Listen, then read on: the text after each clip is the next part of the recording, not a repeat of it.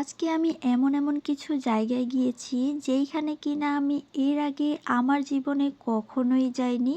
তো আজকে আমি কোথায় গিয়েছি আর কিসের সন্ধানে গিয়েছি সেটাই বলবো এই ভিডিওতে। তো চলুন ভিডিওটা শুরু করা যাক। আসসালামু আলাইকুম। আবারও একটা ভিডিও শেয়ার করছি আপনাদের সঙ্গে। আর এই ভিডিওটা শুধুমাত্র আমার ঘোরাঘুরি আর ঘোরাঘুরি। আমি শুধু ঘুরছি আর ঘুরছি।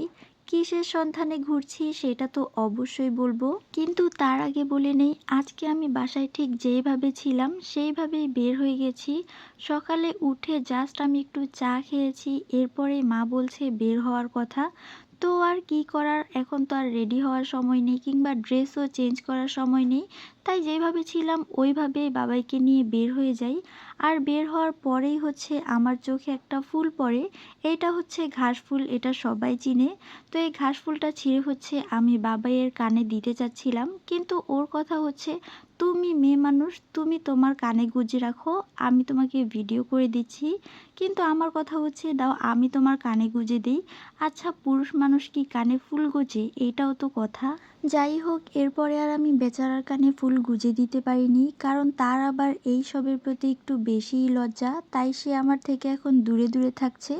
তো দূরে দূরে থাকলে আর কি করব, আমার ফুল আমি নিজেই কানে গুঁজে রেখে দিয়েছি। তো এবার বলি যে আমি কিসের সন্ধানে এমনভাবে ঘুরছিলাম। আসলে আমি হাঁসের সন্ধানে এমনভাবে ঘুরছি, কথাটা শুনতে একটু আজব লাগছে তাই না, যে কেউ আবার হাঁসের সন্ধানে ঘোরে। কেউ ঘোরে কিনা জানি না, তবে আজকে আমি হাঁসের সন্ধানে ঘুরছি, এটা একেবারেই সত্যি কথা। তার কারণ হচ্ছে আমি লাস্টবার যখন বাজার থেকে হাঁস কিনে এনে খাই, তখন ওই হাঁসগুলো আমার কাছে তেমন একটা টেস্ট লাগে না। এর কারণ হচ্ছে যে হাঁসগুলোর মধ্যে শুধু মাংস আর মাংসই ছিল।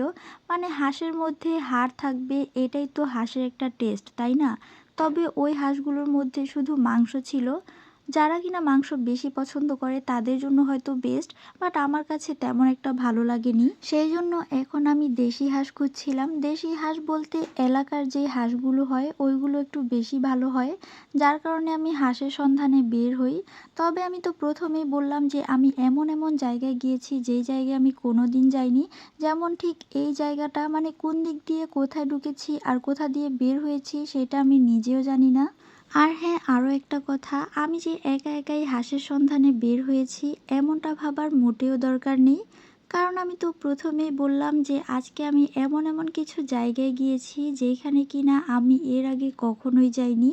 সেই ক্ষেত্রে আমার পক্ষে কখনোই সম্ভব না একা একা হাঁসের সন্ধানে বের হওয়া।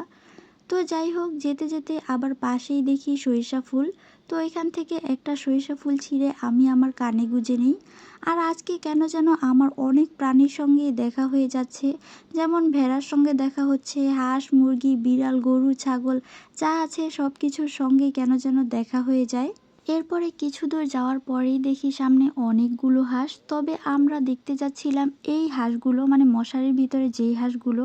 কিন্তু এই হাঁসগুলো আমার ভালো লাগে না, কারণ এই হাঁসগুলো অনেক ছোট। কিন্তু আমার চোখ আটকে যায় এই হাঁসগুলোর মধ্যে, মানে যে হাঁসগুলো খেলা করছে এই হাঁসগুলো মাশাল্লাহ মাশাল্লাহ। কিন্তু এই হাঁসগুলো বিক্রি করবে না, এটাই সমস্যা। তো আর কি, এবার হচ্ছে বাসায় যাওয়ার পালা। আমি অকারণেই আমার এত সময় নষ্ট করে ঘুরে বেড়ালাম। যাই হোক, আজকের ভিডিও এই পর্যন্তই। আল্লাহ হাফেজ।